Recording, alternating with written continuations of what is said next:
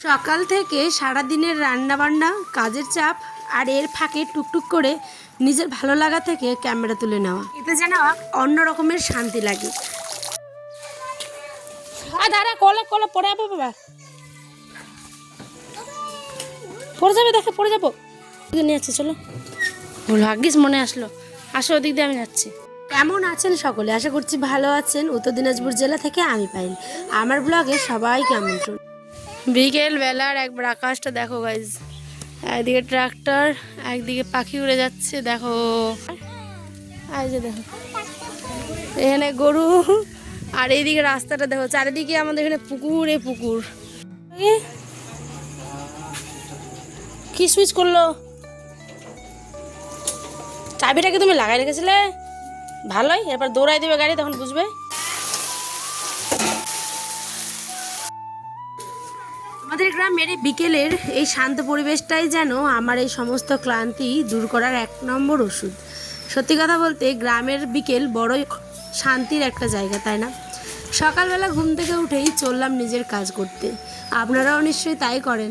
সকালে উঠেই দু চোখ খুলে দেখি সকাল অনেকটা, আর রৌদ্র উঠেছে বেশ। আজকে নীল আকাশ, চকমকে একটা দিন।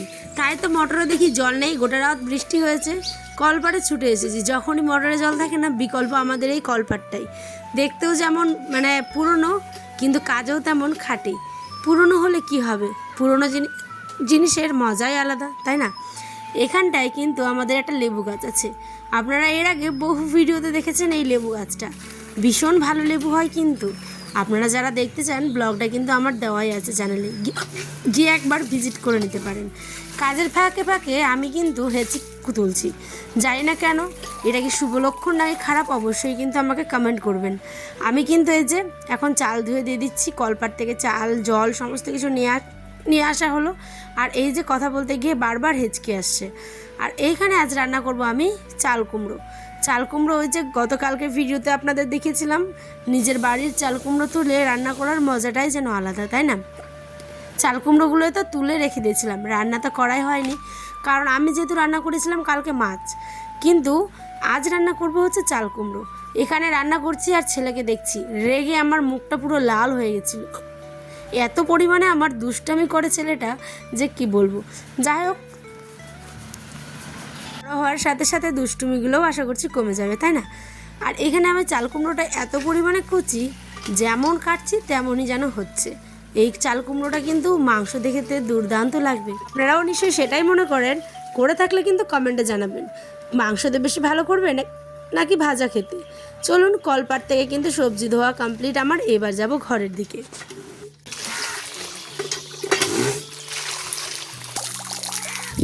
আমরা মা ছেলেদের সুস্থ থাকার পরও আমাদের পুরো রোগীর মতো খাবার খেতে হচ্ছে। অনেকে ব্লগিং দেখে বলবে যে এ মা তোমরা এইভাবে রান্না করো, কিন্তু কি বলবো বলুন তো, আমরা সবাই সুস্থ, কিন্তু আমার আয়নের বাবা ওই আবার এত স্পাইসি খেতেই পারে না। পড়ছে যে এখন বাবা যাবে হচ্ছে কোথায় দোকান, দেখে দেখে টিপটাতে ঘেঁষাই করলো, হলে দেখলে এই জন্য আমি টিপ দিই না, রাখবেই না টিপটা। এবার যে খাবার দিয়ে দিলাম এখানে, আর এইদিকে যে করেছিলাম চাল কুমড়ো। দাঁড়া, কলা কলা পড়ে যাবো বাবা, পড়ে যাবে, দেখে পড়ে যাবো। আমাকে দরজাটা খুলি।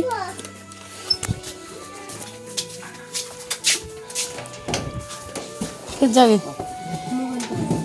মোবাইল ধোয়া গেলেন? ও বেটির গাড়ি।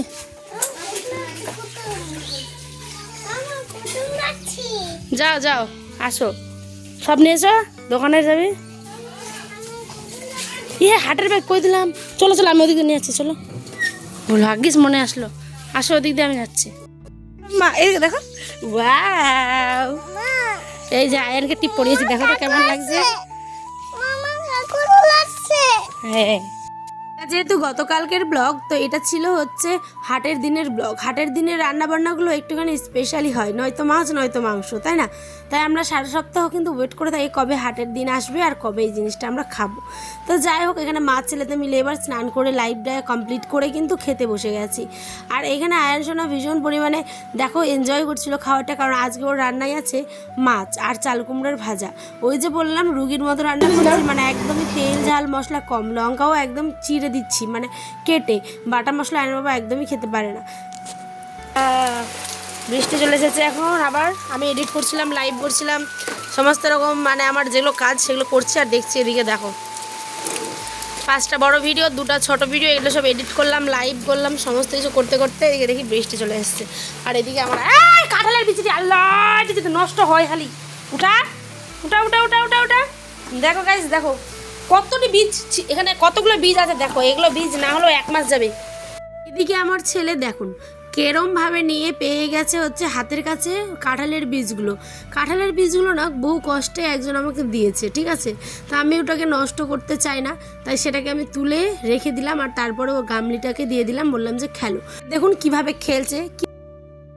বিকেল বেলার একবার আকাশটা দেখো গাইজ, একদিকে ট্রাক্টর, একদিকে পাখি উড়ে যাচ্ছে দেখো, আর এইদিকে কি সুন্দর হাওয়া দিচ্ছে, যে সূর্য মামা আসতে যায়। আর এই যে আয়ান বাবা, এই যে দেখো এখানে গরু, আর এইদিকে রাস্তাটা দেখো, চারিদিকে আমাদের এখানে পুকুর, এই পুকুর দেখো কি সুন্দর দৃশ্য, তাই না? ভীষণ ভালো।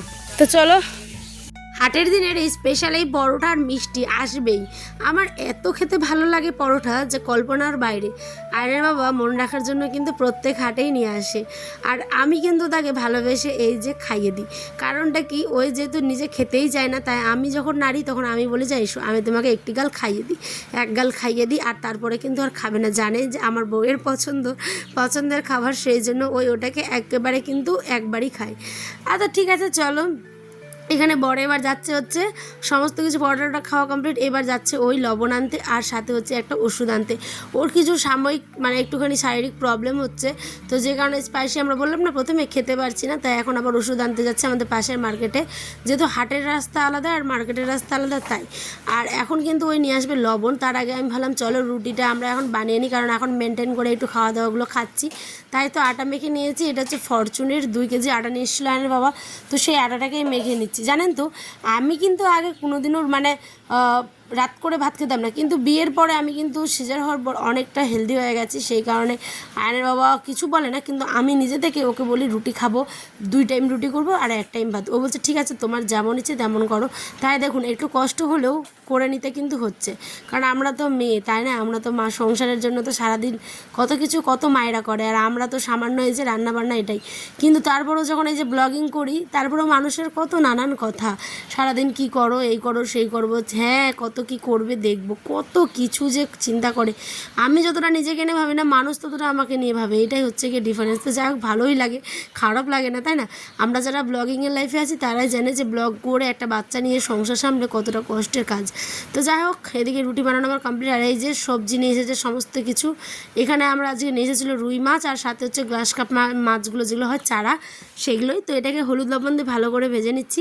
আর দেখুন কাঁচা লঙ্কা চিড়ে কিন্তু রান্না হবে। এই যে কাঁচা লঙ্কা আর পেঁয়াজ দিয়ে দিলাম তেলের মধ্যে, আর গোটা জিরে আমি দিলাম না, আমার না জিরেটা খেতে মাছে ভালো লাগে না, তাই দিইনি। আর এখানে চলুন মশলা এবার কষে নিই ভালো করে।